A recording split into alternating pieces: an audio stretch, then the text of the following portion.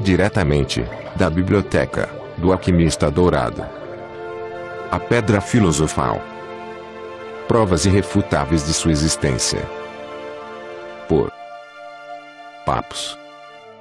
Paris, 1889.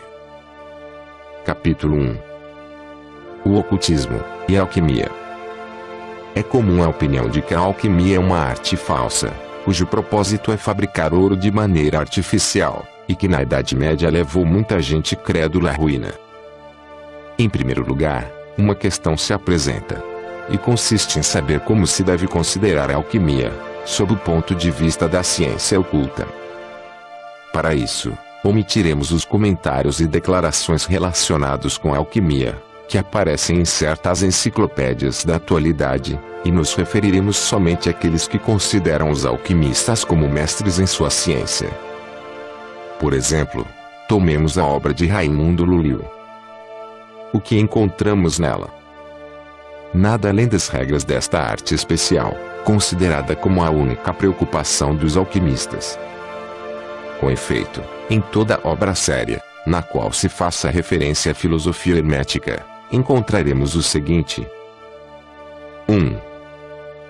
Uma filosofia profunda que serve de base a uma síntese natural, a qual tem como ponto de partida a teoria da evolução exposta até suas últimas consequências, e a teoria da unidade da substância e do plano, por fim, o axioma alquímico que diz: tudo está em tudo. 2.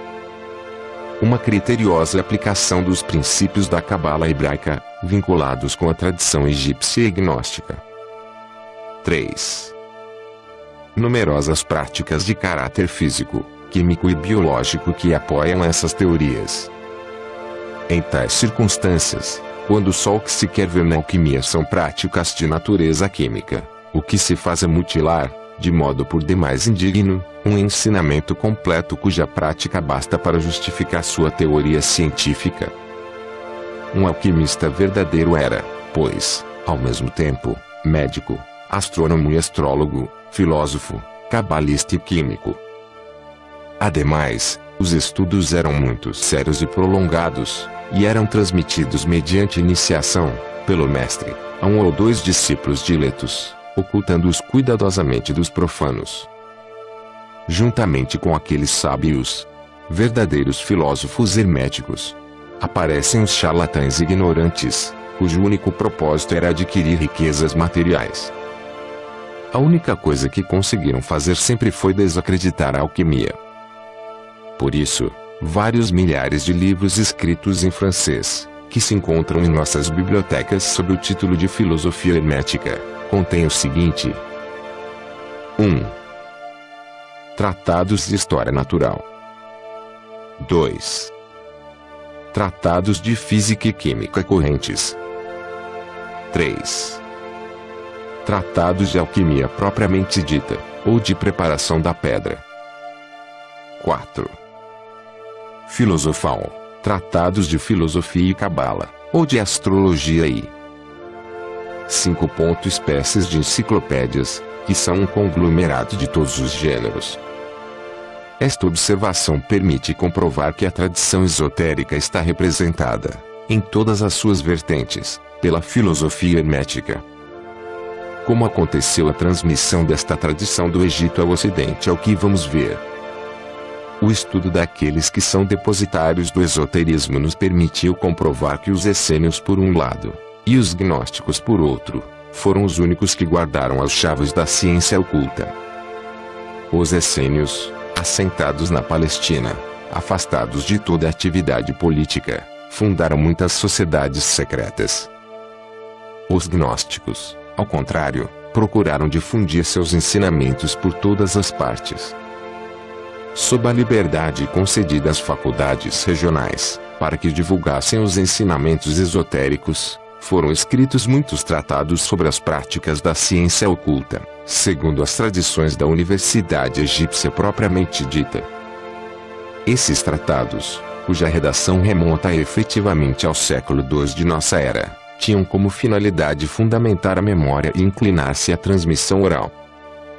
Havia dois grandes tipos de tratados.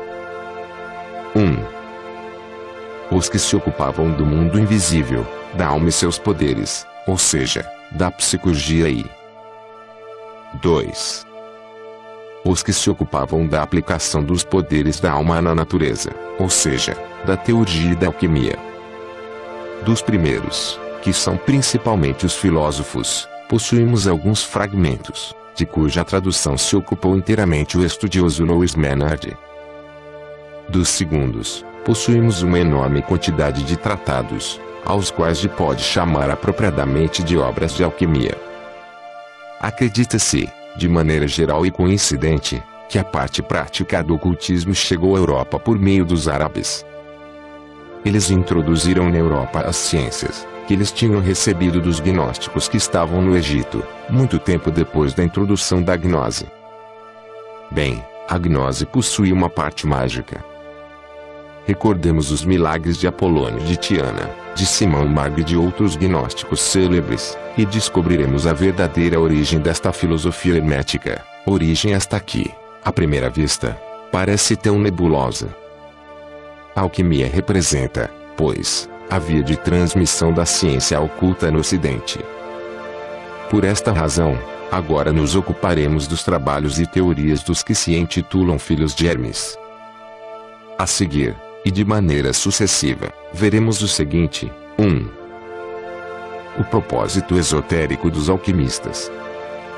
A pedra filosofal. Sua realidade e o que se pode dizer sobre seu preparo. 2. Os textos sobre os quais os alquimistas baseiam suas opiniões filosóficas. A tábua de esmeralda e suas aplicações.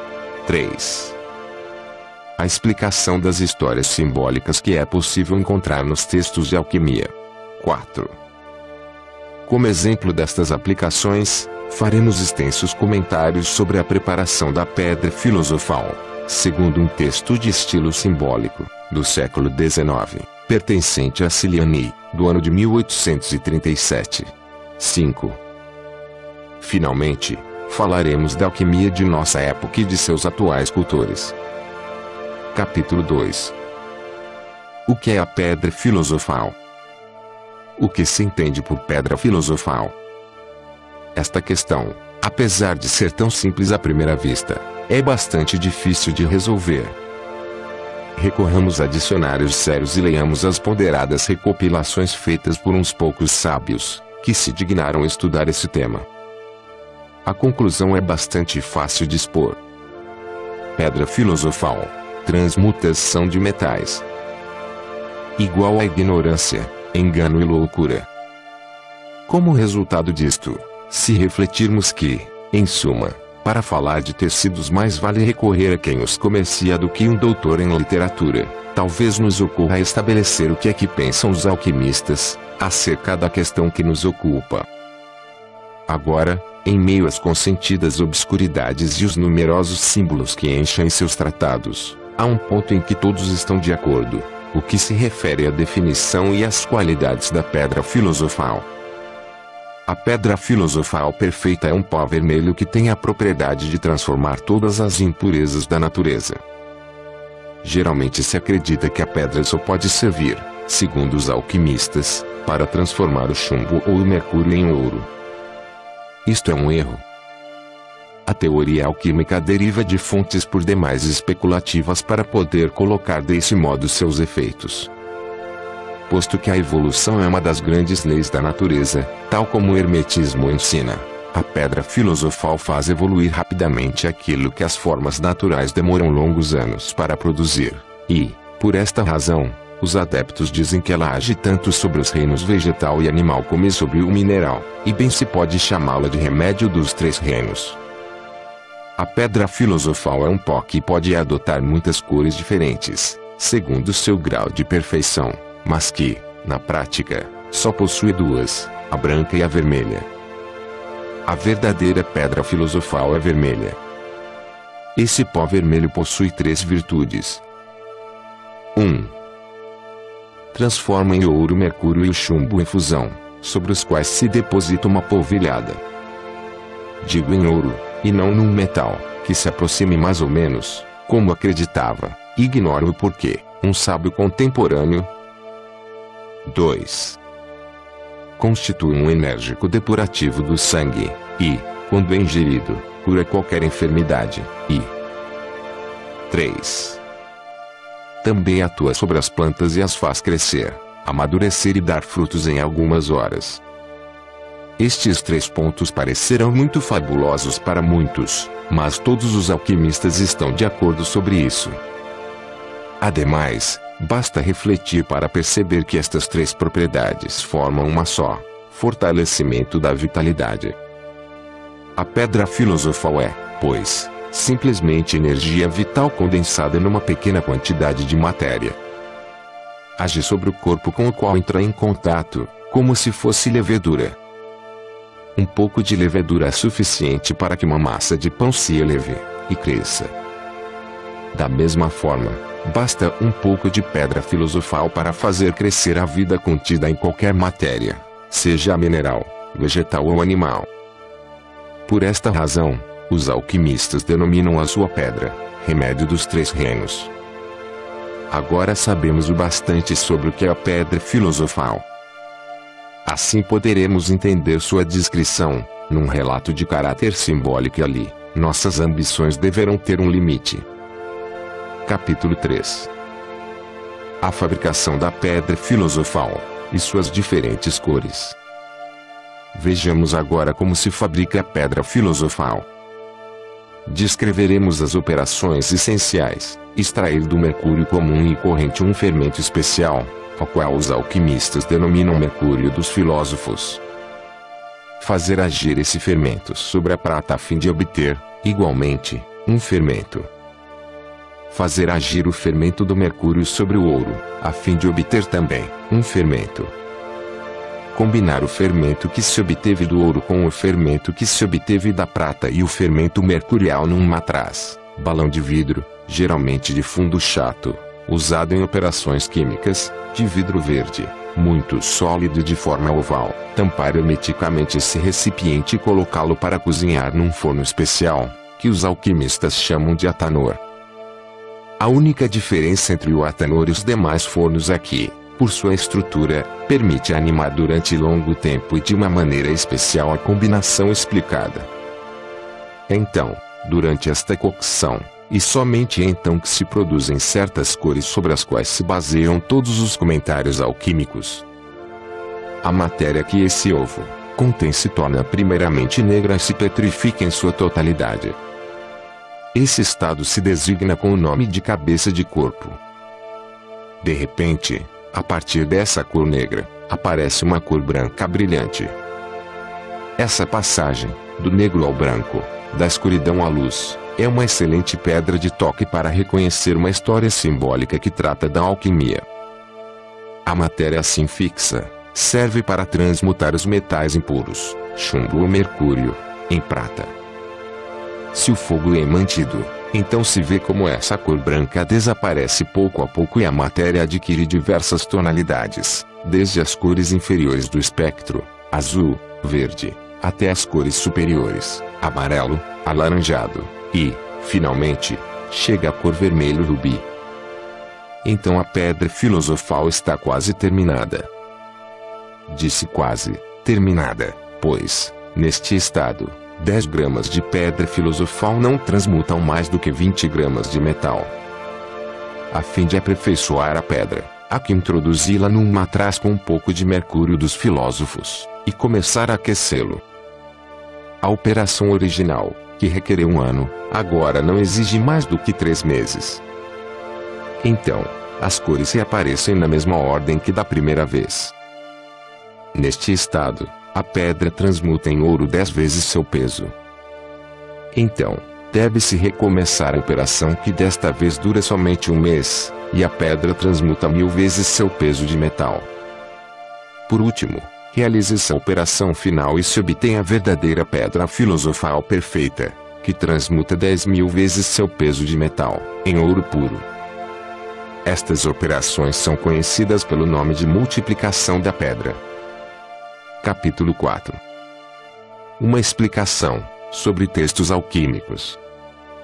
Quando se lê um texto escrito por um alquimista, é preciso estabelecer a que operação ele está se referindo. 1. Se fala sobre a fabricação do mercúrio dos filósofos, então, com segurança resultará ininteligível para o profano. 2. Fala-se da fabricação da pedra propriamente dita, então o alquimista falará com clareza. 3. Se refere à multiplicação, então será absolutamente claro. Em posse desses dados, o leitor pode consultar a obra de Guillaume Louis Figuier, intitulada Alquimia e os Alquimistas, e se não lhe desgosta a diversão, ler as primeiras 50 páginas. Então, lhes será fácil decifrar o sentido dos relatos simbólicos que parecem tão obscuros para esse autor e que o fazem aventurar-se em tão divertidas explicações. Vem a calhar, como prova disso, o seguinte relato que ele considera incompreensível. Aqui começar ao pôr do sol, enquanto o marido vermelho e a esposa branca se unem no espírito da vida para viver no amor e na tranquilidade, na proporção exata da água e da terra.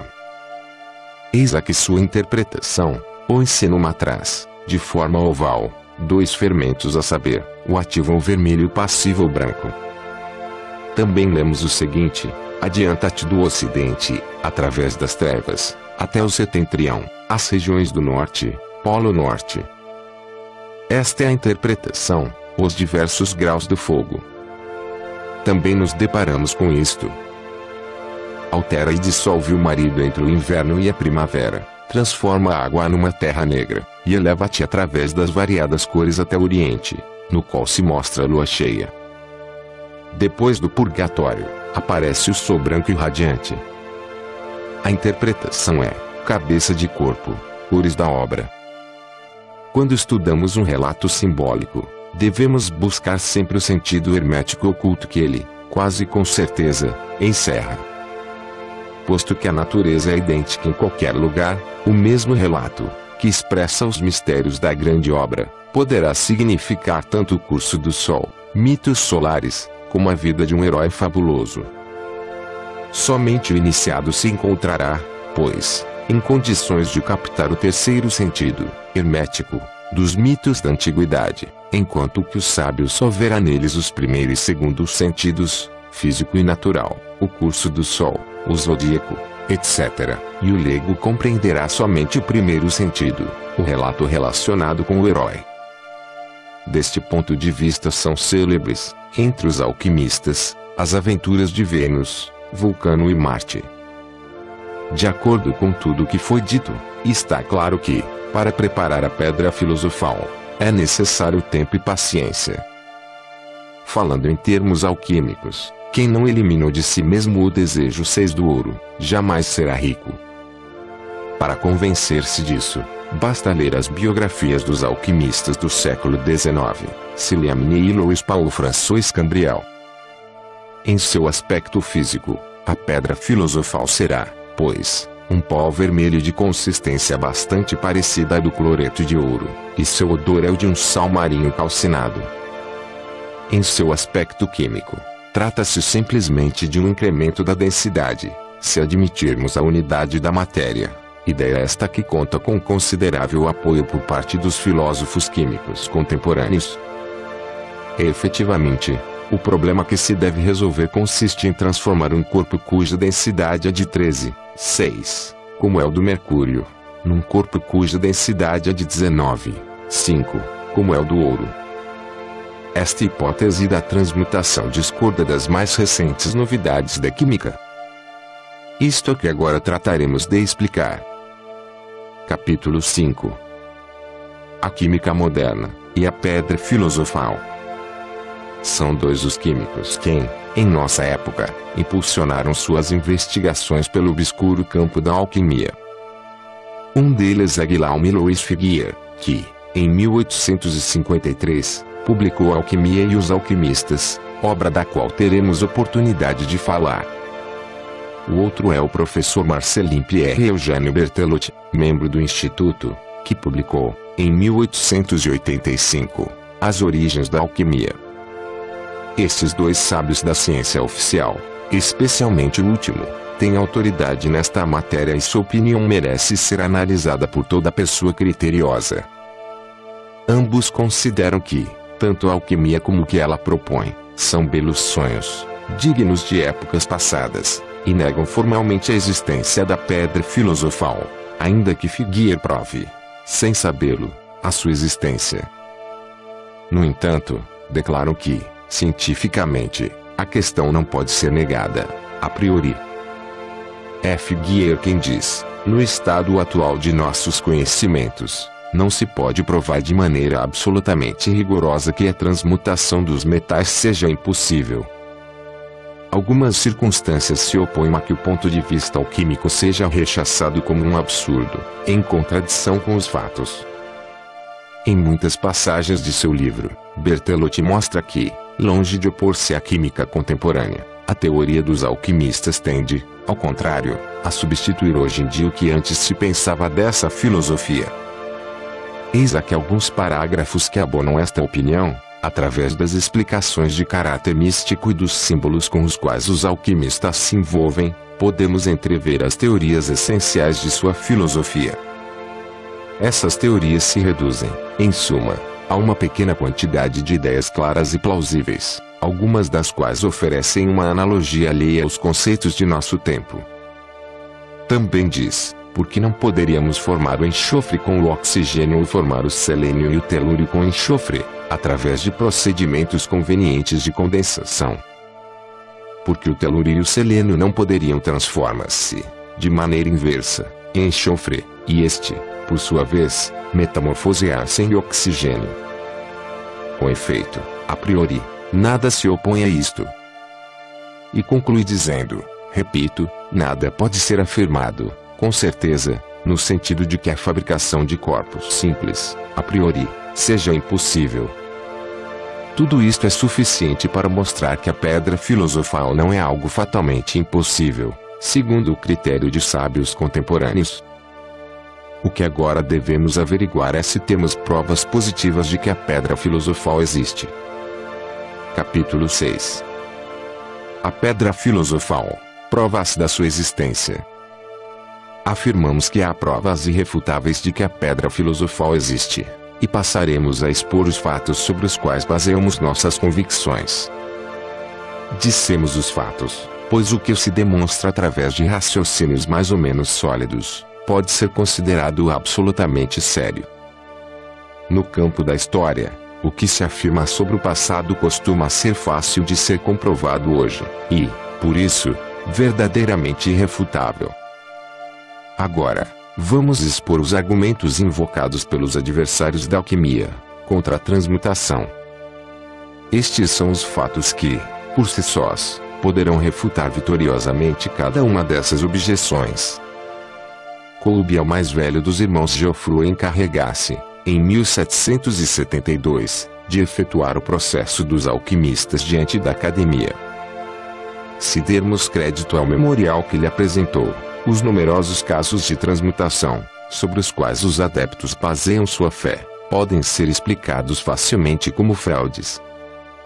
Filósofos irrepreensíveis, como Paracelso e Raimundo Lulio, deixariam de lado, por um momento, as especulações abstratas para escamotear astutamente diante de pessoas crédulas e abobadas.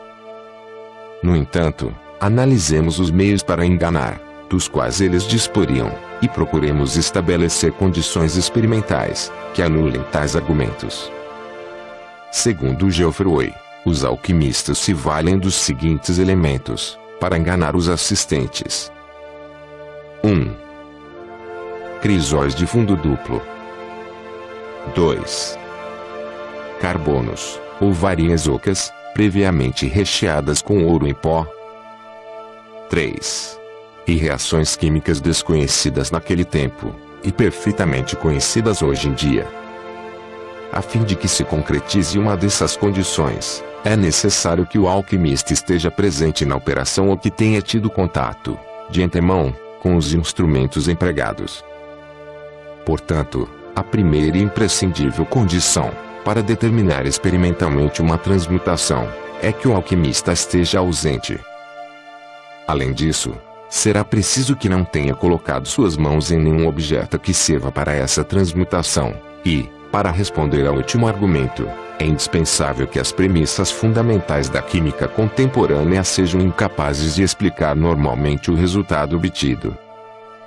Para que nosso trabalho encontre uma prova mais sólida ainda, é preciso que seja o próprio leitor quem possa controlar com facilidade tudo o que sustentamos.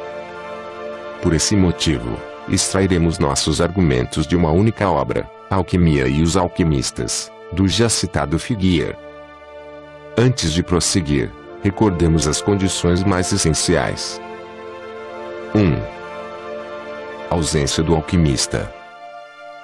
2. Que não tenha tocado nada do que o operador utilize. 3. Que o fato não possa ser explicado pela química contemporânea. Inclusive podemos adicionar uma outra condição. 4. Que o operador não possa ser suspeito de cumplicidade.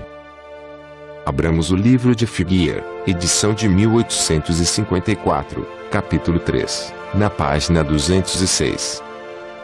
Ali não encontramos um só fato, mas 3, que respondem a todas as nossas condições e que vamos comentar, um a um.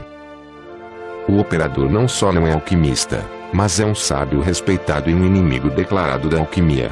Isto corresponde, com mais força ainda, à nossa quarta condição. Falemos, em primeiro lugar, de Helvétius e de sua transmutação. Citemos textualmente Figuier, Johann Friedrich Schweitzer, 1625-1709, conhecido pelo nome latino de Helvétius, era um dos adversários mais acirrados da alquimia e tinha alcançado notoriedade por um texto contra o pó simpático, Sympathetic Powder, de Sarkanelm de Gibi, 1665. Em 27 de dezembro de 1666, recebeu em Haia a visita de um estranho, vestido como um homem comum do norte da Holanda, que se negou, obstinadamente, a dizer-lhe seu nome.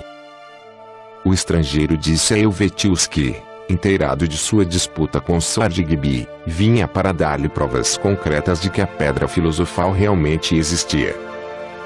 Numa longa conversa, o adepto defendeu os princípios herméticos, e, para dissipar as dúvidas de seu adversário, mostrou-lhe a pedra filosofal. Estava numa caixinha de marfim e era um pó metálico cuja cor era a mesma do enxofre. Helvétius insistiu para que o desconhecido demonstrasse as virtudes de seu pó, mas o alquimista se negou e se foi, não sem antes prometer que retornaria 3 semanas depois. Enquanto conversava com esse homem e examinava a pedra filosofal, Helvétius raspou-a para separar, com a unha, algumas partículas. Quando só, tentou pôr à prova as supostas virtudes dessas partículas. Fundiu chumbo num crisol e fez a projeção. No entanto, tudo se dissipou numa fumarada e só o que restou no crisol foi um pouco de chumbo e terra vitrificada. Helvétius pensou que aquele homem era um impostor, e teria esquecido o ocorrido se, 3 semanas depois, e no dia assinalado, o estrangeiro não tivesse reaparecido.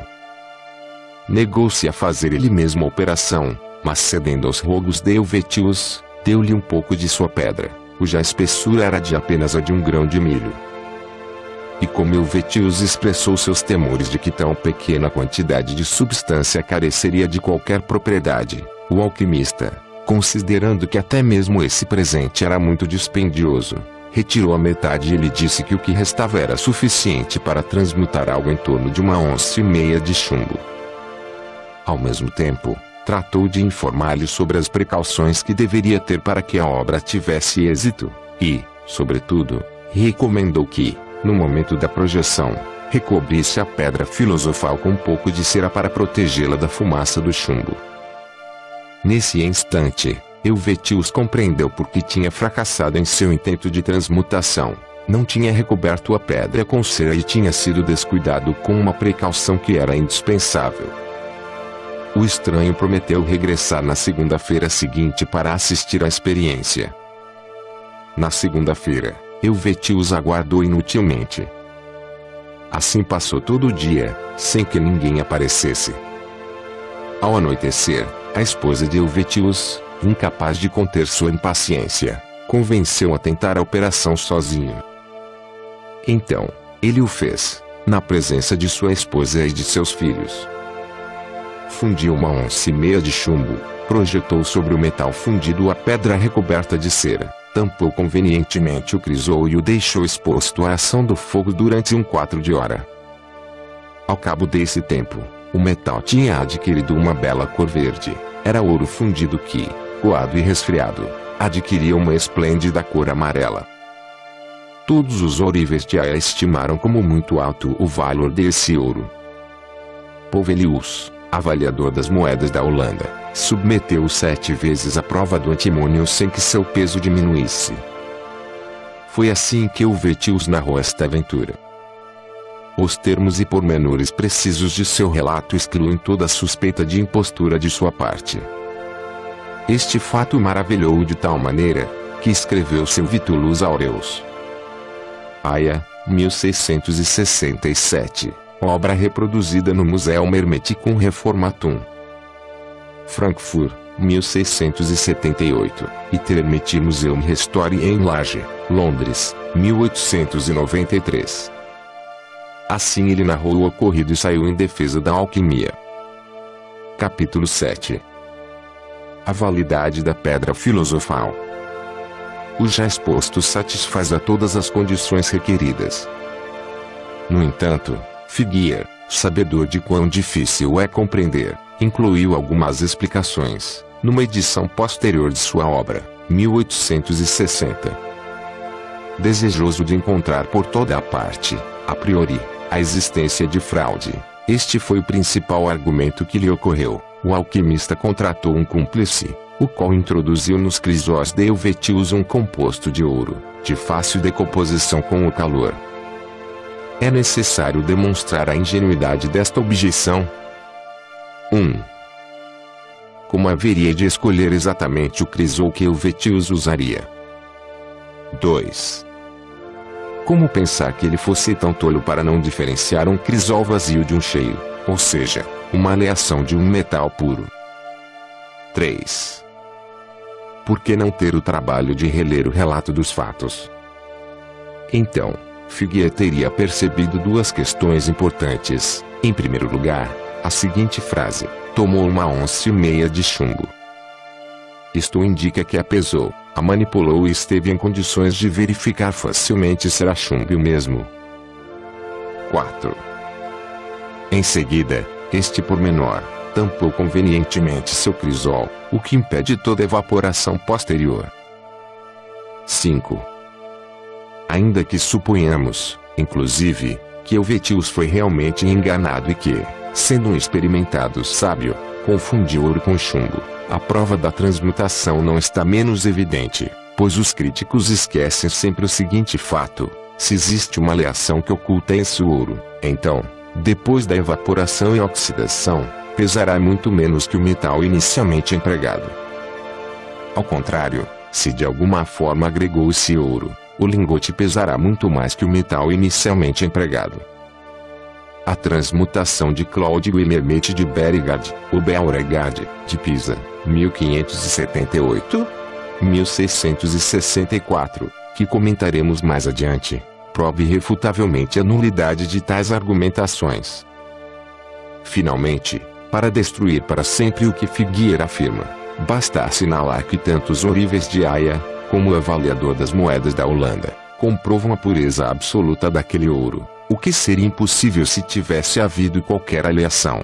Por aleação se entende a união íntima e homogênea de dois ou mais elementos, sendo ao menos um deles um metal. Aqui, cai por seu próprio peso a explicação que é criticada a este fato. Na atualidade só podemos explicar esses fatos admitindo que o mercúrio e o crisol utilizados ocultavam certa quantidade de ouro, dissimulada com uma habilidade maravilhosa. Dissemos que só um fato plenamente comprovado bastava para demonstrar a existência da pedra filosofal. No entanto, são 3 os fatos sujeitos às mesmas condições. Vejamos os outros 2. Isto aqui relata Beauregard de Pisa, citado pelo próprio Figuier, contarei o que outrora me aconteceu, quando eu tinha muitíssimas dúvidas de que o mercúrio pudesse converter-se em ouro.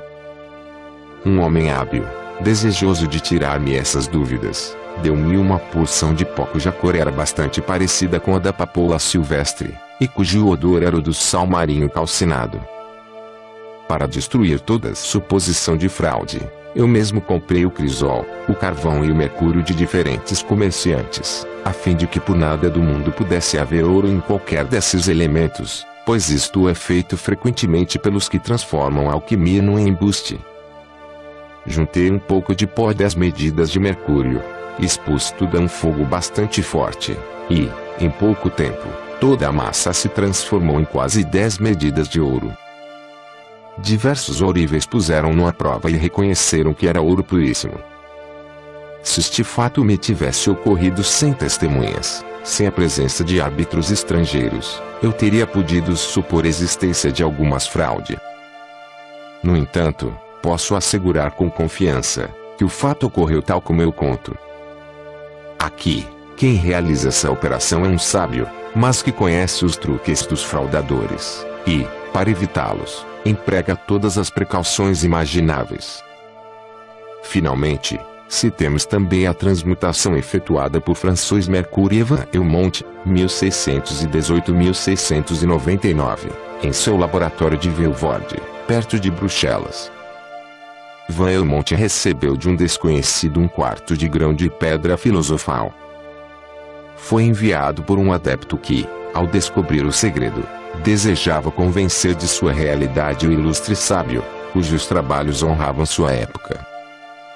O próprio Van Helmont levou a cabo essa experiência, sozinho em seu laboratório.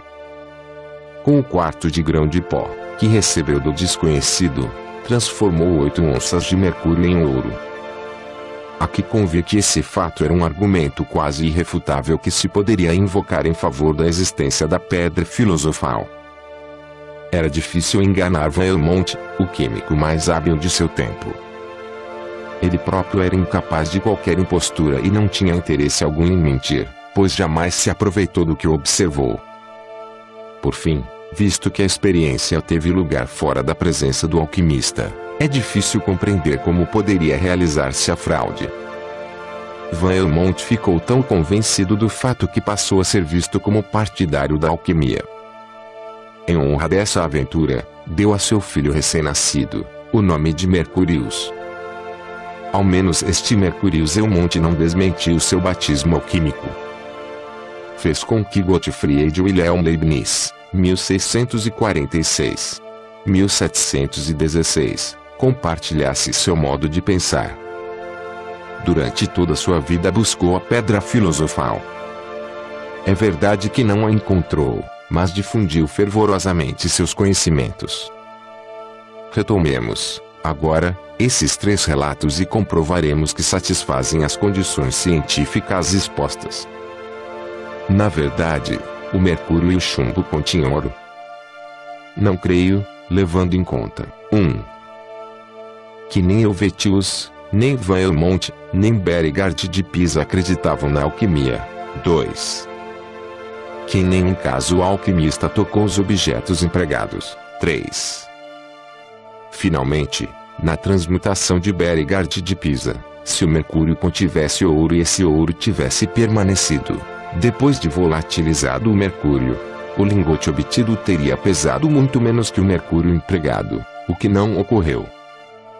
Não se pode crer que, mesmo depois destes argumentos, ainda persista no mundo, pelo menos um argumento nada verdadeiro, por certo, mas muito perigoso. Todos estes relatos extraídos de livros impressos, não são a obra dos autores que os assinam, mas de hábeis alquimistas impostores.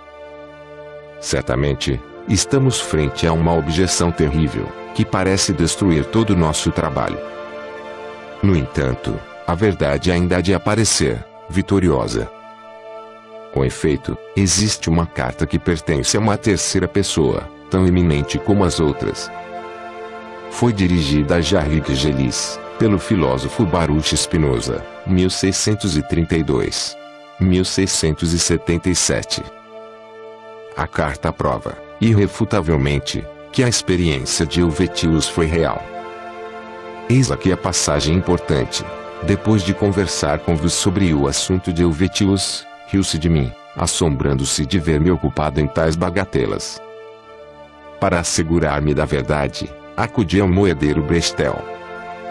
Este, que tinha posto à prova o ouro, assegurou-me que, durante a fusão, tinha aumentado ainda mais seu peso, quando lhe introduziu prata. Era preciso, pois, que esse ouro, que transformou a prata em ouro novo, fosse de um caráter muito particular.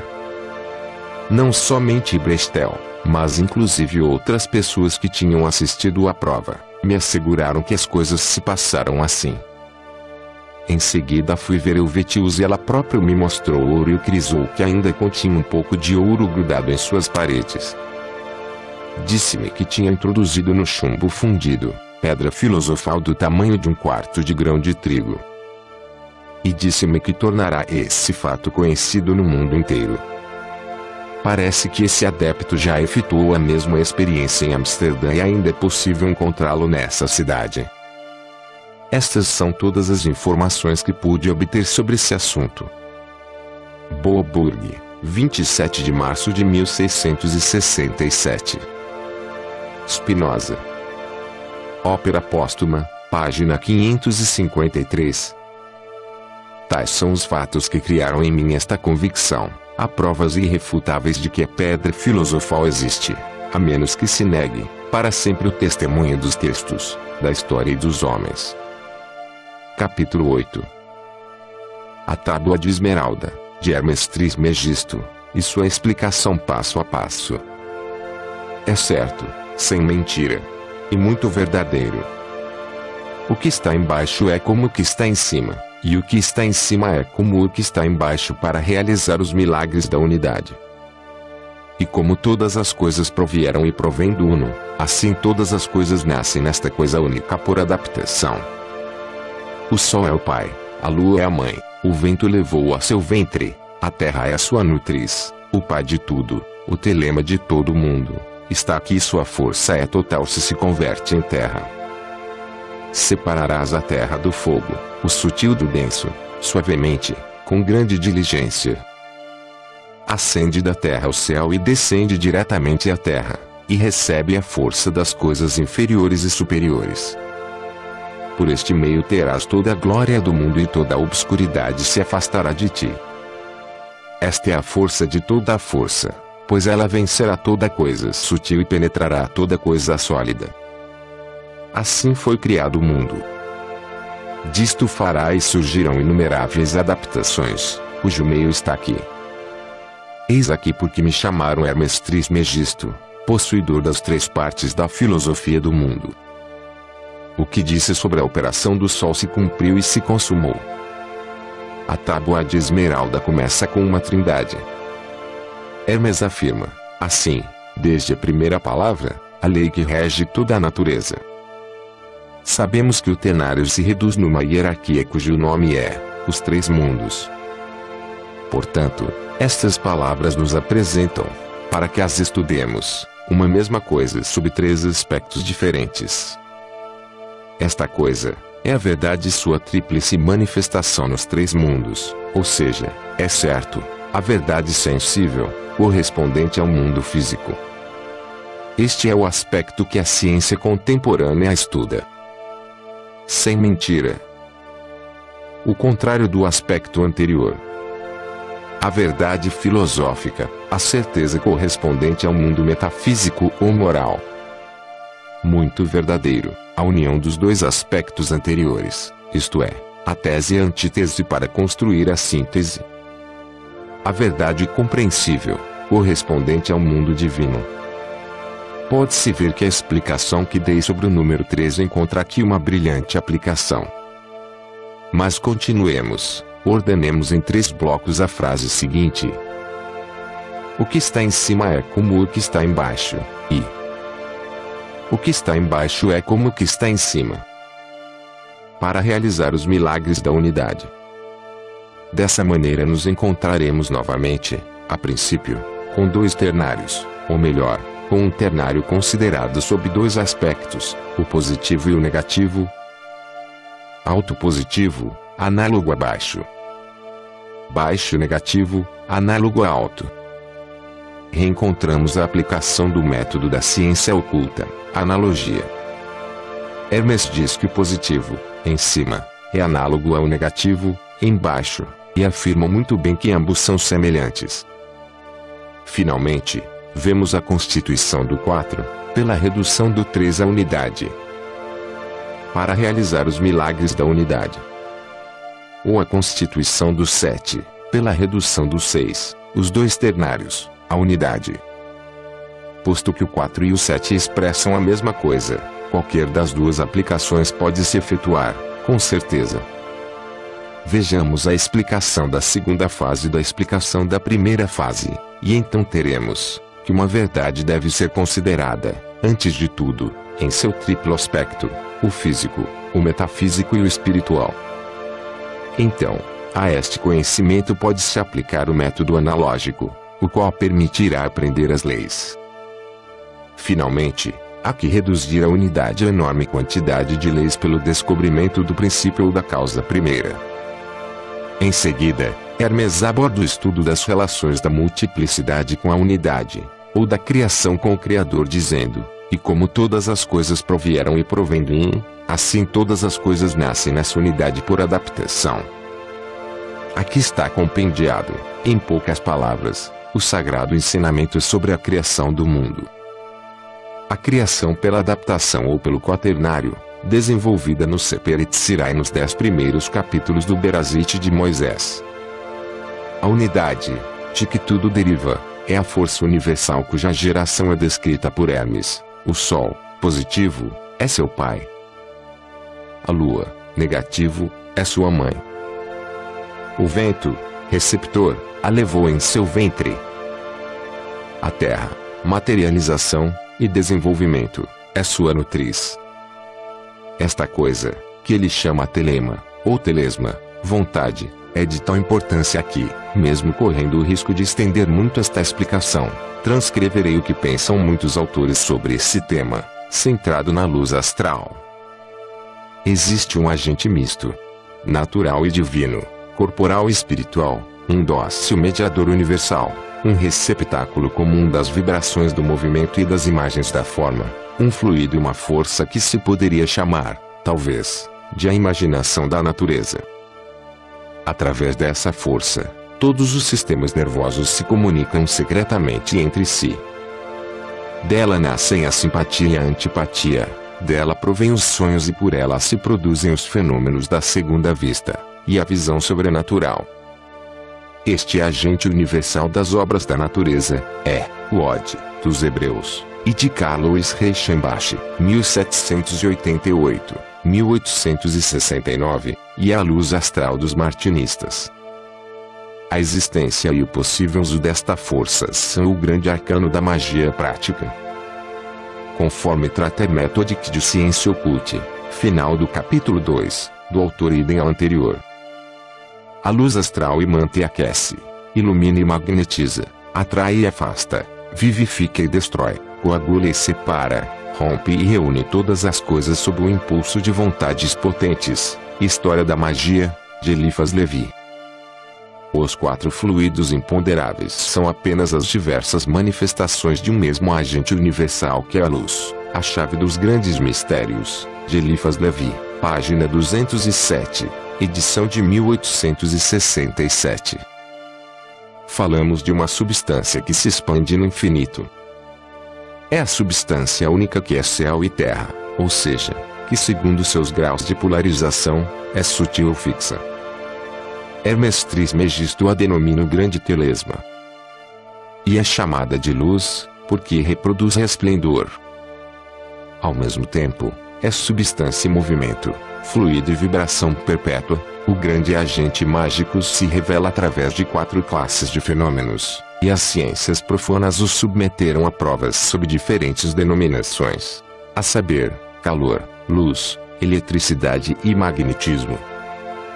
O grande agente mágico é a 4ª emanação do princípio vital, do qual o Sol é a 3ª forma, Este agente solar está vivo pelas duas forças contrárias, uma força de atração e uma força de projeção, o que faz Hermes afirmar que este agente sempre ascende e volta a descender. Bet.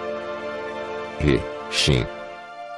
Esta palavra, empregada por Moisés, quando é lida cabalisticamente, nos descreve e define este agente mágico universal, representado em todas as teogonias pela serpente, e que os hebreus também denominaram Od igual mais, Ob igual menos, Aur igual infinito. Aleph. Iod. Vav. A luz universal, quando imanta aos mundos, chama-se luz astral. Quando forma os metais, é denominada Azot, o mercúrio dos sábios, e quando dá vida aos animais deve-se chamá-la de magnetismo animal, Elifas Levi. O movimento é o alento de Deus em ação entre as coisas criadas. Este princípio onipotente, uno e uniforme em sua natureza, e, talvez em sua origem, é nada menos que a causa e o promotor da variedade infinita de fenômenos que compõem as indizíveis categorias dos mundos. Como Deus, vitaliza ou decompõe, organiza e desorganiza, de acordo com as leis secundárias que são a causa de todas as combinações e permutações que podemos observar ao nosso redor. Nova Medicina, Louis Lucas. O movimento é o estado não definido da força geral que anima a natureza. O movimento é uma força elemental, a única que entendo e considero que se deve utilizar para explicar todos os fenômenos da natureza, pois ele é suscetível de mais e de menos, isto é, de condensação e dilatação, eletricidade, calor e luz. Também, é suscetível de uma combinação de condensações. Finalmente, nele também se encontra a organização de suas combinações. O movimento que se supõe ativo nos dá, material e intelectualmente, a chave de todos os fenômenos, ideia anterior. O movimento, que se supõe não definido, é suscetível de condensar-se, organizar-se, concentrar-se ou tonificar-se. Produz uma força de poder relativo quando se condensa. É capaz de conduzir ou dirigir órgãos especiais, ou conjuntos de órgãos, quando se organiza. Por último, quando se concentra ou tonifica, é-lhe possível refletir-se sobre todo o organismo e dirigi-lo em sua totalidade, ideia anterior. Na alma do âmbito fluido do mundo, que penetra todas as coisas, há uma corrente de amor ou atração, e uma corrente de ira ou rejeição. Este éter eletromagnético, que a todos nos imanta, este corpo aceso pelo Espírito Santo, que renova sem cessar a face da terra, fixa-se pelo peso de nossa atmosfera e pela força de atração do mundo. A força de tração se fixa no centro do corpo, e a força de projeção, em seu contorno. Esta dupla força age por espirais de movimentos contrários que jamais se encontram. Trata-se do mesmo movimento que o do Sol, que atrai e repele sem cessar os astros de seu sistema. Toda a manifestação da vida, tanto na ordem moral como na ordem física, é produzida pela tensão extrema destas duas forças. Lomronge de Tuileries, de Paul Gestian, J.B. Pitois, 1863. Confio que o leitor ávido de aprender encontre nestas notas maiores esclarecimentos sobre o tema do que possam brindar-lhe as melhores dissertações do mundo. No esteio de sua declaração sobre esta força universal, Hermes aborda o ocultismo prático, a regeneração do homem por si mesmo, e a regeneração da matéria pelo homem regenerado. Muito frequentemente, os alquimistas aplicam em suas obras os princípios do esoterismo, aos quais já nos referimos. Para concluir essa explicação, e como exercício para os leitores que sintam curiosidade por esta questão, apresentamos a tradução da Tábua de Esmeraldas segundo os procedimentos da geometria qualitativa. Imaginemos um triângulo equilátero que tem um ponto em seu centro, a verdade nos três mundos. Cada lado do triângulo representa verdade moral, lado esquerdo, verdade intelectual, lado direito, e verdade física, base. O que está em cima, representado por um triângulo equilátero com seu ápice para cima, é como o que está embaixo, representado por um triângulo equilátero com seu ápice para baixo. para cumprir os milagres da unidade. E como todas as coisas provieram e provém do Uno, representado por um círculo com um ponto em seu centro, assim todas as coisas nascem nesta coisa única por adaptação, que é representada por uma cruz dentro de um círculo. Capítulo 9. Primeira operação: Mercúrio dos filósofos. Um alquimista do século XIX, conhecido somente pelo pseudônimo de Ciliani, passou mais de 40 anos estudando a pedra filosofal. Segundo ele, conseguiu seu objetivo em 1837, depois de espantosas dificuldades. Por seu valor monumental damos a seguir a forma de preparação completa, escrita por Ciliani em seu livro intitulado Hermes Revelado. Esta obra é absolutamente inacessível. O estudo que publicamos é precedido pela narração de um sonho durante o qual um espírito planetário revela ao nosso alquimista o segredo que ele tanto buscava. Depois deste relato, começa o tratado que quase constitui, por si só, a obra de Ciliani. Tomei a matéria que contém as duas naturezas metálicas e comecei a embebê-la, pouco a pouco, com o espírito astral, a fim de despertar os dois fogos interiores que estavam como que apagados, secando ligeiramente e triturando tudo com movimentos circulares com o calor do sol. Depois, repeti tudo e umedeci cada vez mais, secando e triturando até que a matéria tomou o aspecto de uma massa ligeiramente espessa. Então, verti sobre ela uma nova quantidade de espírito astral, de modo que a cobrisse, e deixei tudo assim durante 5 dias, ao cabo dos quais decantei o líquido ou a dissolução, que conservei num lugar frio. Depois, sequei diretamente no calor solar a matéria restante no vaso de vidro, de uns 3 dedos de altura. Embebi, triturei, sequei e dissolvi, como já tinha feito antes, e repeti isso até ter dissolvido tudo o que era suscetível de sê-lo, tendo cuidado de verter cada dissolução no mesmo vaso, bem tampado. Coloquei-o, durante 10 dias, no lugar mais frio que pude encontrar. Uma vez transcorridos os 10 dias, pus toda a solução para fermentar num recipiente durante 40 dias, ao cabo dos quais se precipitou uma matéria negra pelo efeito do calor interno da fermentação. Então, destilei-a sem fogo, o melhor que me foi possível, e coloquei-a num vaso de vidro branco, com tampão esmerilhado, num lugar úmido e frio. Tomei a matéria negra e fiz com que secasse com o calor do sol, como já disse, repetindo as embebições, ação ou efeito de embeber. Penetração de um líquido em um sólido poroso, com espírito astral, que interrompi tão logo notei que a matéria começava a secar. Deixei que secasse sozinha. Fiz isto tantas vezes quantas foram necessárias para que a matéria tomasse a aparência de um peixe negro e brilhante. Então, a putrefação foi total e interrompi o fogo exterior para não danificar a matéria com a combustão da alma branda da terra negra. Por esse meio, a matéria se transformou em algo parecido com um esterco de cavalo. De acordo com o que dizem os filósofos, há que deixar que haja o calor interior da própria matéria. A esta altura, é preciso recomeçar com o fogo exterior, para coagular a matéria e seu espírito. Depois de deixar que seque sozinha, deve-se embebê-la, pouco a pouco e cada vez mais, com seu líquido destilado que está reservado, o qual contém seu próprio fogo. Tritura-se e a coloca para secar com suave calor solar até que tenha bebido toda a sua água. Por esse meio, a água se transforma inteiramente em terra, e esta última, por sua dissecação, se transforma num pó branco ao qual também se chama ar, que cai como uma cinza que contém o sal e o mercúrio dos filósofos. Nesta primeira operação, observa-se que a dissolução ou água se transforma em terra, e esta, por sutilização ou sublimação, se transforma em ar puro. Aqui interrompe-se o primeiro trabalho. Toma-se esta cinza, que se faz dissolver, pouco a pouco, com a ajuda do novo espírito astral, deixando, depois da dissolução e decantação, uma terra negra que contém o enxofre fixado.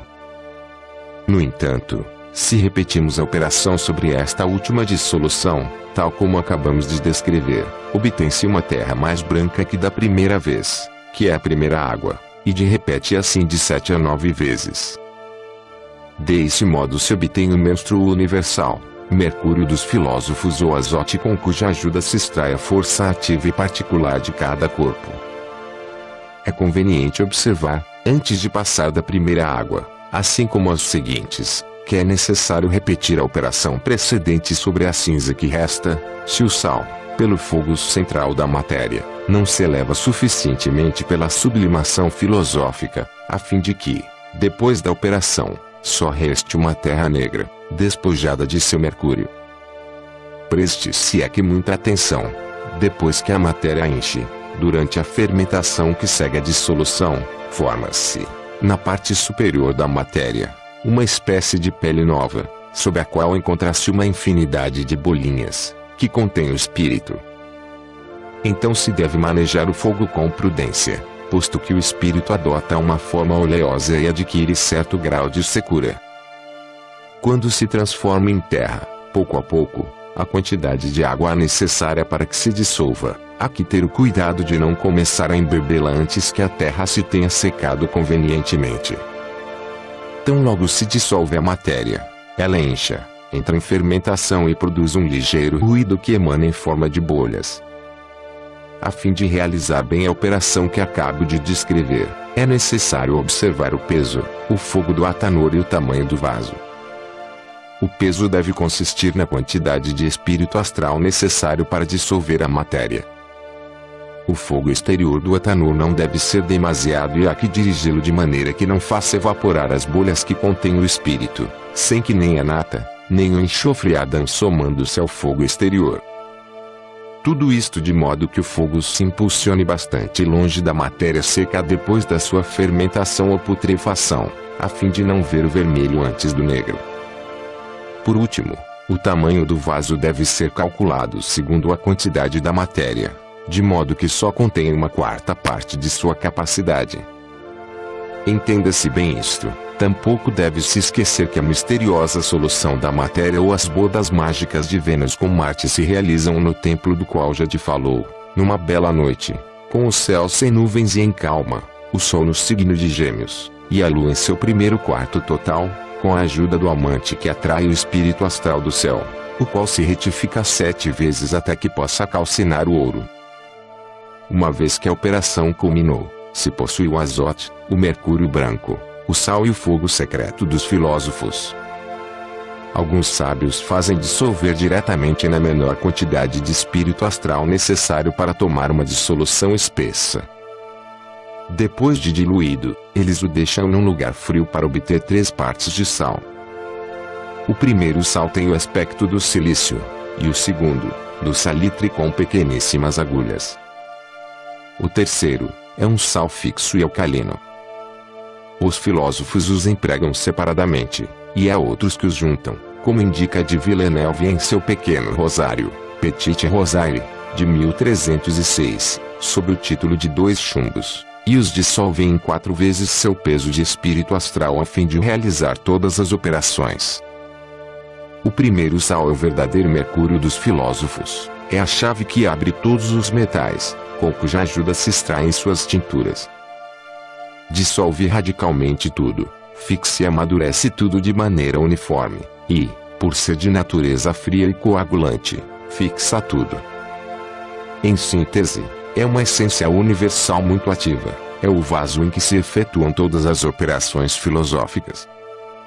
Portanto, observa-se que o mercúrio dos sábios é um sal que eles denominam água seca, que não molha as mãos. No entanto, para sua utilização há que dissolvê-lo num espírito astral, como já dissemos. Empregam-se 10 partes de mercúrio por uma de ouro. O segundo sal se usa para separar o puro do impuro, e o terceiro, para aumentar nosso mercúrio de maneira contínua. Capítulo X. Segunda operação, confecção do enxofre. A tintura que se extrai do ouro comum é obtida pela preparação de seu enxofre. Isto é resultado de sua calcinação filosófica, que o faz perder sua natureza metálica e o transforma em terra pura. Tal calcinação não pode ter lugar com o fogo comum, mas somente com o fogo secreto que existe no mercúrio dos sábios, devido à sua dupla propriedade. A virtude deste fogo celeste, secundado pela trituração, penetra no centro do ouro comum, se libera e anima o duplo fogo central do ouro, o mercurial e o sulfuroso. O primeiro fogo celeste, depois de ter extraído a tintura do ouro, a fixa pela sua qualidade fria e coagulante, e se torna perfeita, podendo multiplicar-se tanto em qualidade como em quantidade. Uma vez que esta terra alcançou fixidez, adquire a cor da flor do pessegueiro, que dá à tintura o fogo que então é o ouro vital e vegetativo dos sábios. Isto tem lugar pela regeneração do ouro com nosso mercúrio. Aqui começar, pois, a dissolver o ouro comum em sua matéria espermática com nossa água de mercúrio ou nosso azote. Para chegar a isto, há que reduzir o ouro numa cal ou óxido de um vermelho escuro muito puro, e depois de tê-lo lavado várias vezes com água de chuva bem destilada com pouco fogo, deixa-se secar ligeiramente com o calor do sol. É quando calcinará com nosso fogo secreto. Nesta ocasião os filósofos dizem, os químicos queimam com o fogo, e nós com a água. Depois de terem bebido e triturado ligeiramente o óxido de ouro calcinado, que está úmido, depois de tê-lo feito absorver seu peso de sal ou de terra seca sem que molhe as mãos e depois de que tudo se tenha incorporado devidamente, deve-se embebê-lo diretamente e aumentarão, de modo sucessivo, as embebições até que tudo pareça uma massa pouco espessa. Então, se porá por cima certa quantidade de água de mercúrio, proporcional à matéria, de maneira que esta fique submersa. Deixa-se tudo no calor suave do banho-maria dos sábios durante 5 horas, ao cabo das quais se decantará a solução num vaso que será devidamente tampado e será deixado num lugar úmido e frio. Toma-se a matéria que não se dissolveu e deixa-se secar com um calor parecido com o do sol. Quando esteja suficientemente seca, recomeçarão as frequentes embebições e triturações, como já explicamos, a fim de obter uma nova dissolução. Esta se juntará com a primeira e se repetirá o procedimento até ter dissolvido o que possa sê-lo, sem que fique mais do que terra morta, sem valor algum. Uma vez concluída a dissolução, coloca-se num vaso de vidro bem tampado, do qual já falamos. Sua cor é parecida com a do lápis lazuli. Deixa-se este vaso no lugar mais frio possível, durante 10 dias. Depois coloca-se essa matéria para fermentar, como já explicamos na primeira operação, e, pelo correspondente fogo interno desta fermentação, se precipitará uma matéria negra. Esta matéria será destilada habilmente sem fogo, pondo-se o líquido separado pela destilação, o qual flutuará na terra negra, num vaso bem tampado e num lugar frio. Toma-se a terra negra separada pela destilação de seu líquido, deixa-se secar sozinha, e, depois, embebe-se diretamente com o fogo exterior, ou seja, com o mercúrio filosófico, porque a árvore filosófica precisa, de tempos em tempos, ser queimada pelo sol, e, logo, ser refrescada pela água. Deve-se alternar, pois, o seco e o úmido, a fim de apressar a putrefação. E quando se perceba que a terra começa a secar, suspendem-se as embebições. Depois, deixa-se secar sozinha, até que alcance secura apropriada. Repete-se esse procedimento até que a terra pareça um peixe negro, então, a putrefação está perfeita. Devemos lembrar o que foi dito na primeira operação, a fim de não deixar que o espírito se volatilize ou as flores se queimem, suspendendo de propósito o fogo exterior no momento em que a putrefação é total. A cor negra que se obtém ao cabo de 40 ou 50 dias, sempre que se administrou devidamente o fogo exterior, é uma prova de que o ouro comum se transformou em terra negra, a que os filósofos chamam de esterco de cavalo. No momento em que a matéria tem cor branca e concluiu a coagulação, deve-se fixá-la, secando-a ainda mais com a ajuda do fogo exterior. Para isso, segue-se o mesmo procedimento que foi usado na coagulação anterior, até que a cor braça se transforme na cor vermelha que os filósofos chamam elemento do fogo. a matéria alcança sozinha um grau de fixidez tão grande que o fogo exterior ou comum já não a afeta e já não pode prejudicá-la mais. Não somente há que fixar a matéria como acabamos de fazer, mas também há que petrificá-la, induzindo ao aspecto de uma pedra triturada, valendo-se para isso do fogo ardente, isto é, do primeiro fogo que se usou, e seguindo os mesmos meios antes descritos, a fim de transformar a parte impura da matéria em terra fixa, e despojar também a matéria de sua umidade salina. Então se começa a separar o puro do impuro da matéria. Este é o último grau da regeneração, que se consuma com a solução. Para chegar a isto, depois de ter triturado devidamente a matéria e de tê-la posto, como já explicamos, num vaso de sublimação, de 3 a 4 dedos de altura, de vidro branco de boa qualidade de uma espessura que seja o dobro do normal, verte-se sobre ela água mercurial, que é nosso azote, dissolvido na quantidade de espírito astral necessária que já indicamos, graduando seu fogo de maneira que a mantenha num calor temperado, enquanto no final, se junta uma quantidade deste mercúrio filosófico com a finalidade de fundir a matéria. Desse modo, toda a parte espiritual da matéria se introduz na água, e a parte terrosa vai ao fundo. Decanta-se seu extrato, coloca-o em gelo, a fim de que a quintessência oleosa se junte suba à superfície da água e ali flutue como óleo, despejando-se o resto na terra como coisa inútil. Esta terra aprisionava a virtude medicinal do ouro, e portanto, carece de valor. Observe-se bem que não há que prolongar muito a petrificação da matéria para não transformar o ouro calcinado numa espécie de cristal. Há que regular com habilidade o fogo exterior para que seque pouco a pouco a umidade salina do ouro calcinado, transformando-o numa terra branda que cai como cinza, como resultado de sua petrificação ou dessecação mais ampla. O óleo que se obtém pela separação é a tintura, o enxofre, o fogo radical do ouro ou a verdadeira coloração. É também o remédio universal, verdadeira cura para todos os males que afligem a humanidade. Num dos equinócios, toma-se a quantidade necessária deste óleo para atingir ligeiramente uma colher de sopa de vinho branco ou rosé destilado, porque uma grande quantidade deste remédio destruiria o radical úmido do homem e lhe tiraria a vida. Este óleo assumir todas as formas possíveis e tornar-se pó, sal, pedra, espírito, etc., pela sua dissecação, com a ajuda de seu próprio fogo secreto. Este óleo é também o sangue do leão vermelho. Os antigos o representavam com a imagem de um dragão alado que descansava sobre a terra.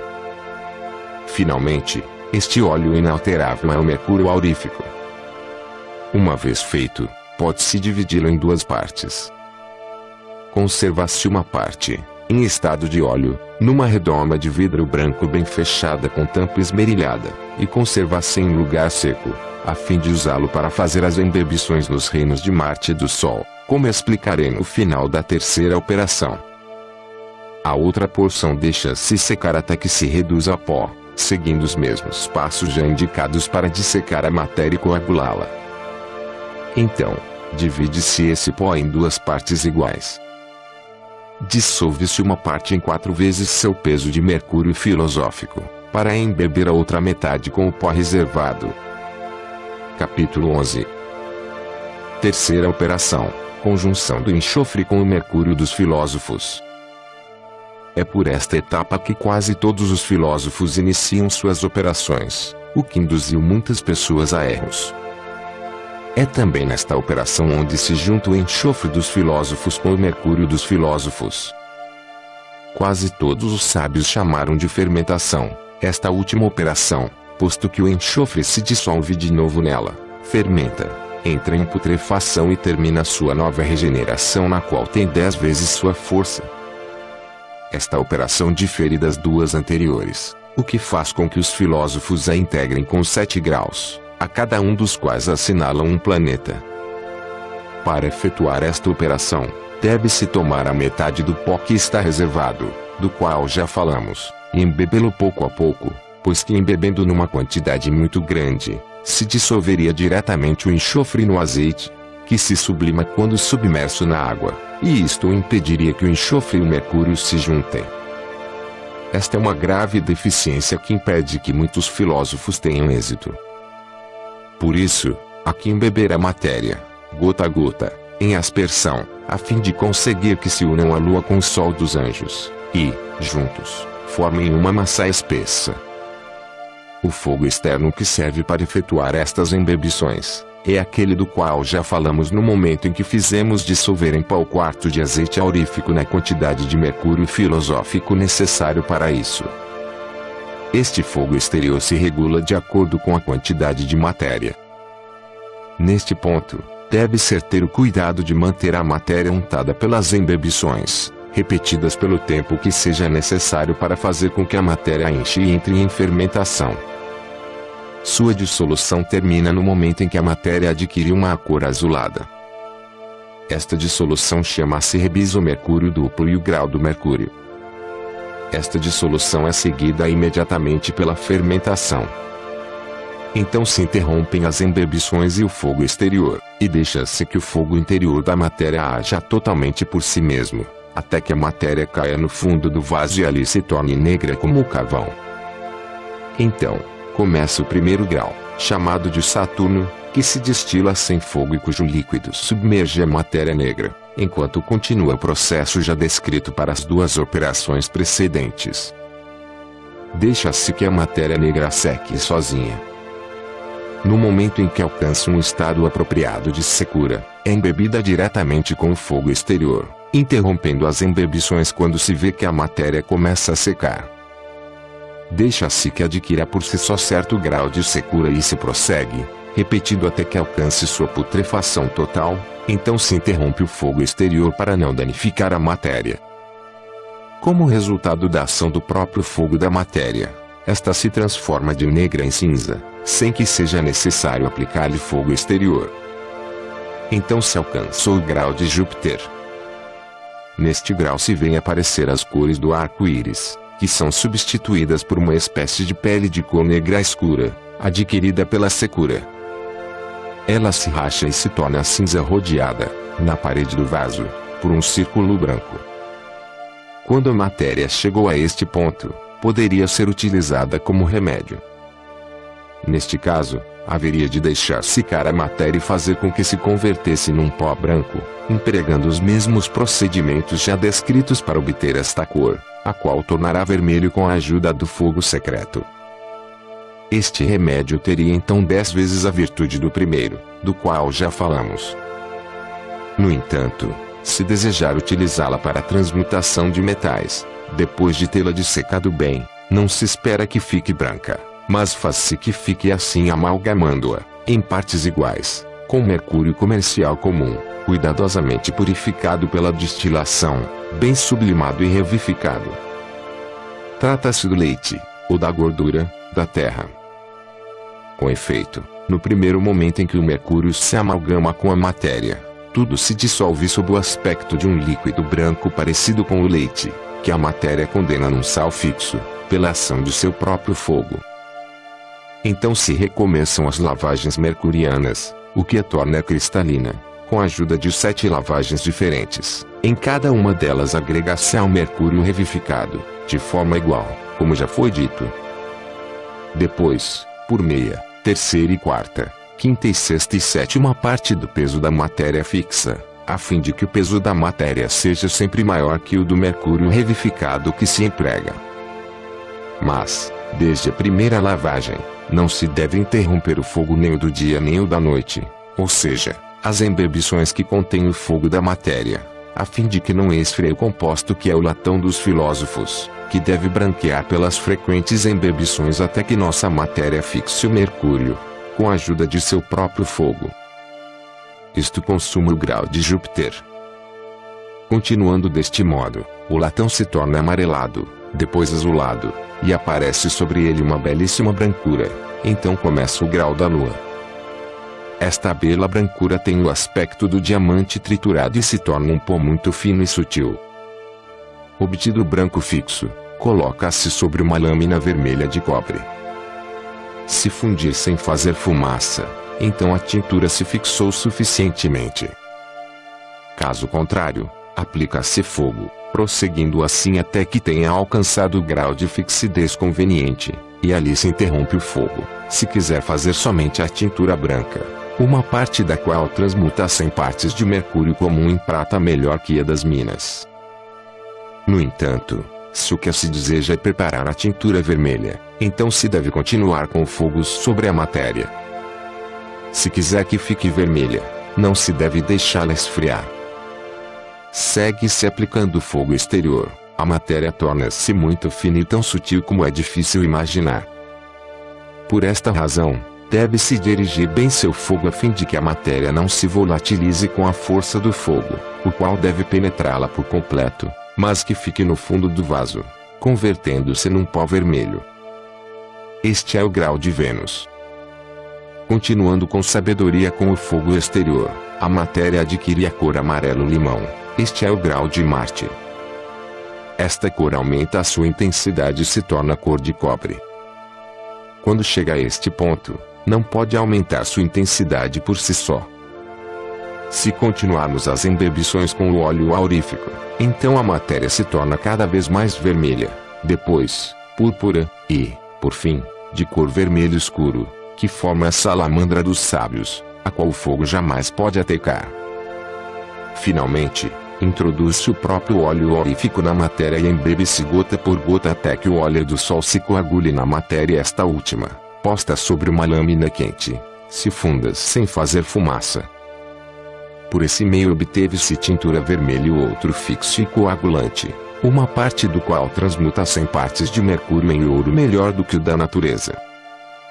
Capítulo 12. As multiplicações. As duas tinturas das quais acabo de falar, a branca e a vermelha, são suscetíveis de multiplicar-se em qualidade e quantidade, enquanto não tenham sido submetidas à ação do fogo corrente, o qual as faz perder sua umidade radical, coagulando-as como terra cujo aspecto é o de uma pedra. Para que estas duas tinturas, a branca e a vermelha, se multipliquem, temos que repetir por completo a terceira operação. Ambos os pós, o branco e o vermelho, devem ser dissolvidos no mercúrio filosófico, até que se fermentem e entrem em putrefação, e, dessa maneira, possam regenerar-se. Para chegar a isto, deve-se repetir, pouco a pouco, as embebições, orientar o fogo e regulá-lo, de maneira sucessiva, como já descrevemos. Nesta segunda multiplicação, uma parte se projeta sobre 1000 partes de mercúrio e a transmuta em prata ou em ouro, segundo seja o cor do pó em metal perfeito. A multiplicação em qualidade se realiza repetindo a sublimação filosófica. Esta acontece separando o puro do impuro com a ajuda do mercúrio filosófico. Repetem-se pontualmente as manipulações da terceira operação, depois de ter feito a dissecação com a ajuda do fogo da matéria e de ter reduzido a pó todo o óleo branco se trabalhar o branco, e só uma parte do óleo vermelho se trabalhar o vermelho, a fim de conservar a outra parte para utilizá-la no grau de Marte e do Sol, assim que para inserir, como já indiquei, se trabalhar o vermelho. A multiplicação em quantidade se realiza acrescentando mercúrio comum revivificado, como já foi explicado. Se deseja realizar, ao mesmo tempo, a multiplicação em qualidade, deve-se começar, como regra geral, por sublimar a matéria separando o puro do impuro, dissecando-o em sua totalidade, se trabalhar o branco, ou pela metade, se trabalhar o vermelho, com a ajuda do próprio fogo, o qual se regulará da mesma maneira que o fiz na primeira operação, a fim de reduzi-los a pó. Cada pó será dividido em 2 partes iguais. Se dissolverá uma parte em 4 vezes seu peso de mercúrio filosófico, o qual servirá para embeber a outra porção que está separada, repetindo por completo a terceira operação. Se desejar, é possível repetir estas manipulações até 10 vezes, a matéria adquirirá, cada vez mais, uma força que multiplicará por 10, e será tão sutil que a última vez atravessará o vaso, volatilizando-se em sua totalidade. Normalmente interrompe-se na 9ª multiplicação, ou do contrário se torna tão volátil que, com o mínimo calor, fura o vaso e se evapora, o que faz com que, habitualmente, se interrompa a transmutação de uma parte sobre 1000 ou 10.000 no máximo, a fim de não se perder um tesouro tão precioso. Não descreverei aqui operações curiosíssimas que eu realizei para meu grande assombro, nos reinos vegetal e animal, e tampouco é o modo de fazer com que o vidro se torne maleável e que as pérolas e as pedras preciosas tornem-se mais belas que as naturais, seguindo-se o procedimento iniciado por Denis Achille, pela utilização de vinagre, matéria coagulada branca e grãos de pérolas ou rubis muito finamente triturados, moendo-os e coagulando-os com o fogo da matéria. Isto é porque não quero ser perjuro nem dar mostras querer transpor os limites do espírito humano. Capítulo 13. O verdadeiro alquimista. Já falamos muito sobre a pedra filosofal. Falemos agora algumas palavras sobre o seu feliz possuidor, o alquimista. No geral, supõe-se que este homem vive buscando perpetuamente o impossível, entre fornos ardentes, crocodilos dissecados, corujas sinistras e gatos enfeitiçados. No entanto, basta abrir seus livros e ver o modo como eles mesmos representam seus fornos e laboratórios para comprovar que existe um profundo erro, do qual os preconceitos do vulgo dão testemunho. O verdadeiro alquimista é um filósofo suficientemente instruído para passar, sem mudar, por épocas muito turbulentas e difíceis. Ele é o sagrado depositário de toda a ciência maravilhosa que outrora foi ensinada nos venerados santuários da Índia e do Egito. É preciso que ele saiba velá-la bastante para iludir o ciumento olhar do clérigo déspota, que fareja nele o inimigo e vigia muito de perto. Quando a Inquisição persegue sem piedade todo vestígio de conhecimento, o filósofo hermético vela mais seus escritos com símbolos e figuras misteriosas, ainda que não o suficiente para que o investigador esmerado não os possa compreender com facilidade. Esta é a origem das obscuridades deliberadas que encontramos nas obras dos adeptos. Como utilizam as imensas riquezas que o conhecimento do misterioso segredo pode brindar-lhes. Uma das regras elementares da ciência denominada oculta ensina que, para ser mestre de alguma coisa, deve-se saber considerá-la com a máxima indiferença. Quem deseja a pedra filosofal pelas riquezas que ela proporciona, muito possivelmente não a possuirá jamais. A tradição esotérica também nos apresenta o alquimista vestido com simplicidade sempre viajando, dando esmolas aos mendigos e aos reis, e, por esta razão, mostrando-se superior a estes últimos. Se dermos crédito aos relatos dos contemporâneos, o alquimista Nicolas Flamel, possuidor de imensas riquezas, empregava-as somente em obras pias e de caridade, e tanto ele como sua esposa comiam legumes cozidos, em grosseiros pratos de barro cozido. Encontraremos estas ideias postas em prática até em pleno século XIX.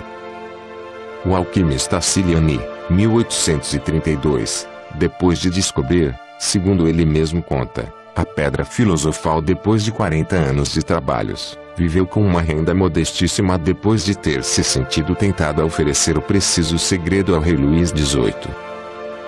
Foi a esposa de Cilliani quem o fez mudar de ideia. Além disso, basta ler a obra de Guillaume Louis Figuier para reunir numerosos dados sobre este tema. A doutrina que os alquimistas ensinavam é, em grande parte, filosófica. A experiência só deve servir para verificar as teorias especulativas enunciadas nos livros mais venerados. Por esta razão, os adeptos denominam filosofia hermética o conjunto de seus conhecimentos. A filosofia hermética proclama a unidade da substância na base de todas estas demonstrações. Por outro lado, existe um princípio universal expandido em todos os corpos, qualquer que seja a composição deles. O conhecimento deste princípio universal posto em ação constitui o segredo da grande obra e faz, ab initio, que as experiências alquímicas se diferenciem dos trabalhos dos químicos correntes, a quem os filósofos herméticos consideram dependentes de laboratório. Esta força oculta recebeu uma enorme quantidade de denominações nas obras que tratam sobre alquimia, é o telema, ou telesma, de Hermes, o Aur dos cabalistas, o Ruach Elohim de Moisés, o mercúrio universal dos alquimistas, a luz astral da ciência oculta, o movimento de Louis Lucas, etc. Esta teoria, para a qual sentem-se atraídos os filósofos contemporâneos, acaba de ser atualizada em toda sua beleza pelos trabalhos dos ocultistas. Pormenores desta interessante questão também são encontradas num belíssimo estudo do Conde Albert de Rochas, intitulado As Doutrinas Químicas no século XVII, surgido em Cosmos, no ano de 1888. Existe em nossa época algum vestígio desta filosofia hermética e de seus ensinamentos? Busquemo-lo. Capítulo 14. Vestígios da alquimia na época atual. No geral, os alquimistas trabalham sozinhos até o século XVI. A partir dessa época, as sociedades secretas mais ou menos poderosas eram quem conferiam a iniciação. E foram elas que deixaram rastros suficientemente perduráveis para que possamos reencontrá-los em nossa época. Sem mencionar os templários, que foram destruídos prematuramente, a mais importante e famosa das sociedades herméticas é, indiscutivelmente, a misteriosa Fraternidade Rosacruz. Graças a seu impulso, Elias Ashmole, 1617-1692, fundou a maçonaria inglesa, da qual derivam todas as iniciações modernas. A maçonaria nos apresenta, ainda hoje, as vivas tradições do hermetismo em muitos dos seus altos graus, e foi Joseph Mary Ragon, 1781-1862, quem a estudou, especificamente sob esse ponto de vista, em sua obra Maçonaria Oculta. É assim que a palavra perdida e reencontrada, no grau 18 do rito escocês, Henry, é explicada esotericamente, com um aforismo hermético: Igne natura renovatur integra. A natureza se renova integralmente com o fogo. Este fogo não é o fogo comum, é a força universal, da qual falamos há pouco, representada também pela letra G, que aparece no centro da estrela flamejante. Os graus 22º e 28º também estão repletos de tradições reais da ciência hermética. Além dessas tradições, conservadas sem que seus possuidores o saibam, muitos monumentos de Paris são, inclusive, provas positivas dos ensinamentos da filosofia hermética. Como exemplo, citamos em primeiro lugar, a Torre de Saint-Jacques, depois, os vitrais de Sainte-Chapelle, e, finalmente, a fachada de Notre-Dame de Paris. Por fim, o século XIX viu nascer muitos alquimistas convictos. Citamos, em primeiro lugar, Ciliani, autor de Hermes Revelado, que já mencionamos, no qual afirma que descobriu a pedra filosofal e nos brinda, com estilo alquímico, o modo de fabricá-la. É curioso observar que este estilo simbólico é empregado, inclusive, atualmente. Depois de Ciliani, devemos citar Théodore Tifero, antigo catedrático de Química na Escola de Nantes e autor de um memorial dirigido à academia, intitulado Os Metais Não São Corpos Simples, 1853. Em seguida vem o menos sério de todos, Louis Paul François Cambriel, 1784-1850, autor de um deficiente tratado que tem por título Alquimia em 19 lições. Estes são os representantes da alquimia em nossa época. Existem outros no Ocidente. Existem sociedades herméticas. Isto não podemos dizer. No entanto, posso falar de uma aventura inteiramente pessoal, que me aconteceu há quase 2 anos. Capítulo 15. Um alquimista prático. Nessa época eu realizava um trabalho que ainda permanece inconcluso. Tentava reduzir todos os termos alquímicos a seus equivalentes da química contemporânea. A tarefa era fácil com alguns deles, e dificultosa com outros. Quando a mera teoria não me bastava, então apelava para a experiência. Foi por isso que, quando estava sublimando uma mistura de nitrato de potássio e mercúrio, pelo procedimento alquímico, observei que se produziram 3 sais de aspectos físicos diferentes, ainda que de idêntica composição química. Estes 3 sais eram os indicados claramente pelos alquimistas, sem que os químicos os mencionassem.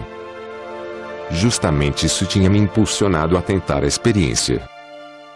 Todo trabalho ocultista desperta e repercute num nível de ideias que guarda uma correspondência exata nos 3 mundos. Tampouco me assombrei quando, inesperadamente, recebi a visita de um homem de uns 40 anos, bem vestido, que me confessou que se ocupava da pedra filosofal fazia 10 anos. Dizia ter encontrado a direção do fogo astral e que se dedicaria a mostrar sua ação à pessoa que não lhe desse dinheiro, pois não o queria, mas que lhe alugasse uma casinha por 1 ano. A pessoa que fizesse isso continuaria sendo a proprietária dessa casinha e isso lhe permitiria concluir comodamente seu trabalho. Uma vez que meus aposentos são formados por um quarto perto do céu, e tudo o que posso ganhar consagro a difundir o ocultismo, me era impossível adiantar os 1.200 francos necessários para satisfazer o sonho daquele alquimista. Por isso, levei a diversos ocultistas ricos, mas eles não quiseram arriscar esse valor. Teria feito qualquer coisa para ver a prometida experiência, pois essa era a condição sine qua non da entrega do dinheiro. Para recompensar meus esforços, o alquimista deu-me uma garrafa que continha uma substância branca, de odor muito penetrante e dotada de curiosas propriedades físicas. Essa substância é tão higrométrica, higrometria, parte da física que trata da determinação do grau de umidade do ar, que uma pequena porção colocada sobre a água agita violentamente, de imediato, lembrando um pouco sódio, mas sem jamais inflamar-se. Ainda não tive tempo para analisar esta matéria que, segundo penso, é de origem orgânica. Desde então, o alquimista de quem falo continua seus trabalhos. Vive em Winterthur, na parte da Suíça de idioma alemão, e chama-se Gaeter. É um homem muito sério e muito erudito em ocultismo.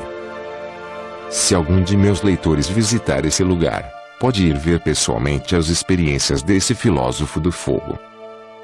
É o único alquimista prático que conheço, além de uma associação situada nos arredores de Gortitz, na Áustria.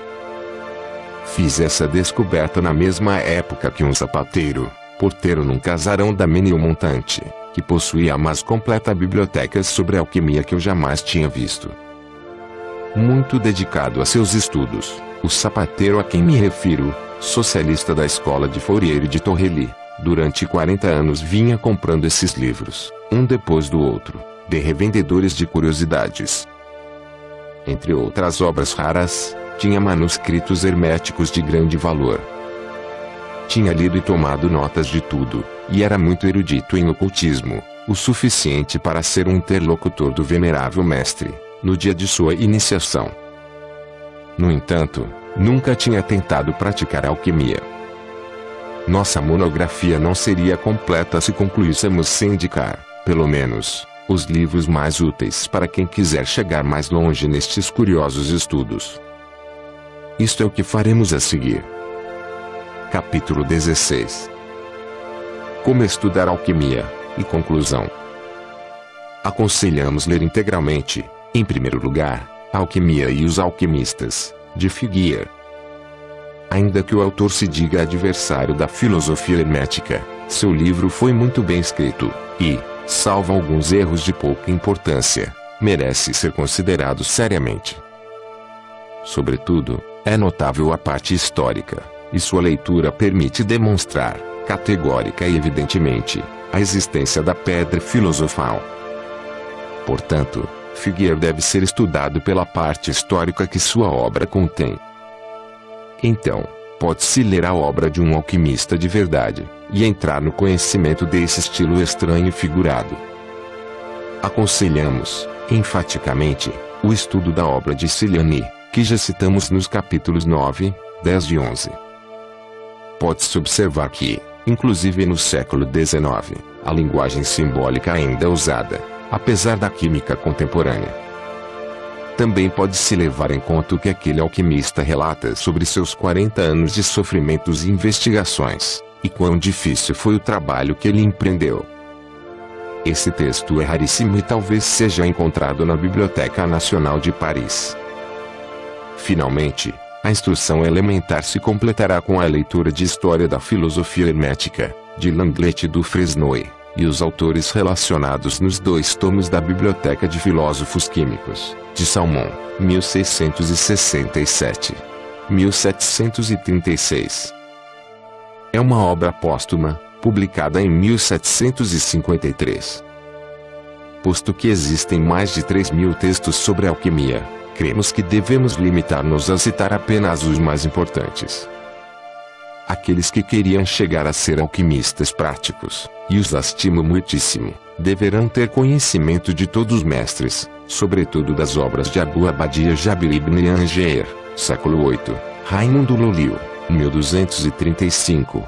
1315, Basil Valentini, o Basilius Valentinus, o Basilio Valentim, século XV, Paracelso, Aureolus Theopratus, ou Philippus Theophrastus Bombastus von Ehrenheim, 1493. 1541. E Jean-Baptiste van Helmont, 1577. 1644. Conclusão. Chegamos ao final de nosso trabalho e esperamos ter alcançado o objetivo que perseguíamos: demonstrar que a pedra filosofal não é somente possível, mas que existiram provas irrefutáveis de sua existência. Aos leitores sérios, isentos de parcialidade e de preconceitos, rogamos que estudem bem o que afirmamos, verifiquem sua autenticidade nos livros originais, o que é fácil, na Biblioteca Nacional de Paris, e certifiquem-se se ali há provas irrefutáveis ou apenas simples conjecturas, despojadas de qualquer fundamento sólido. O amor pela verdade é o móvel que nos induziu a defender os alquimistas, esses filósofos humildes, que se conhece tão pouco e se calunia muito. Oxalá induzíssemos algum investigador instruído por nós a desenvolver e ampliar este tipo tão particular de estudos. Além disso, assistimos a um verdadeiro renascimento da antiguidade. Os tão curiosos fenômenos da sugestão vêm destruir apropriadamente as conclusões apressadas, e é possível que, no século XX, se constituam, finalmente, a síntese e a aliança da física positivista do Ocidente com a metafísica idealista do Oriente. Oxalá esteja próximo o dia em que todas as filosofias reingressem na unidade de uma mesma ciência, todos os cultos se reincorporem na unidade de uma mesma fé, e a ciência e a fé deem nascimento, pela sua aliança, a síntese de uma só verdade. Fim. Seja um alquimista dourado. Dê um joinha no vídeo, e se inscreva em nosso canal. Conheça todos os nossos audiolivros. Transmute-se.